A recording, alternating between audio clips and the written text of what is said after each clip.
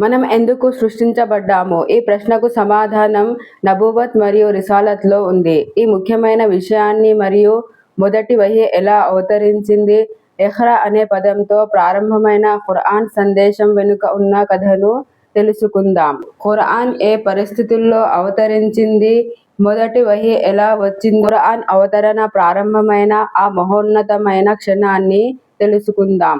మక్కాలోని ఒక చిన్న గుహ, ఒకే ఒక్క పదం ఇఖ్రా, అదే ఖురాన్ అవతరణ ప్రారంభం. ఎలా జరిగిందో, ఖురాన్ అర్థాన్ని తెలుసుకుంటూ మొదటి వహీ ఎలా అవతరించిందో తెలుసుకుందాం. రిసాలత్ మరియు నబూవత్ నీడలో. నబూవత్ అంటే అల్లాహ్ నుండి వహీని స్వీకరించడం. రిసాలత్ అంటే ఆ సందేశాన్ని ప్రజలకు చేరవేయడం. అల్లాహ్ తన ప్రవక్తలను మానవాళికి మార్గదర్శకులుగా పంపించాడు. వారు కేవలం ఉపదేశించలేదు, ఆ సందేశాన్ని తమ జీవితాల్లో ఆచరించి చూపించారు. హదీస్ ప్రకారం అల్లాహ్ తాలా మానవాళికి మార్గదర్శకత్వం కోసం సుమారు 1,24,000 మంది ప్రవక్తలను పంపించాడు. చిట్టచివరి ప్రవక్త ముహమ్మద్ సల్లల్లాహు అలైహి వసల్లం వారు. ప్రవక్త ముహమ్మద్ సల్లల్లాహు అలైహి వసల్లం వారు మక్కాలో జన్మించారు. చిన్నప్పటి నుండే నిజాయితీ, మంచి స్వభావం వల్ల ప్రజలు ఆయనను నమ్మకస్తుడు, అల్ అమీన్ అని పిలిచేవారు. మక్కాలోని మండుతున్న ఎడారికి దూరంగా ఒక గుహ ఉంది. సల్లల్లాహు అలైహి వసల్లం వారు ప్రపంచ కోలాహలానికి దూరంగా ఏకాంతంగా కూర్చొని కుదరతే నాదెరాపై ఆయన తీవ్రంగా ఆలోచించిన ఆ కాలం ఎలాంటిది? ఈ రోజు మనం ఈ ఆధ్యాత్మిక ప్రయాణం గురించి తెలుసుకుందాం. ఆ సమయంలో అరేబియా సమాజం అజ్ఞానం, విగ్రహారాధన, అన్యాయం, మహిళలపై దౌర్జన్యాలు, జూదం, మద్యం, హత్యలు మరియు ఆడపిల్లలను సజీవంగా పూడ్చిపెట్టడం సర్వసాధారణంగా ఉండేవి.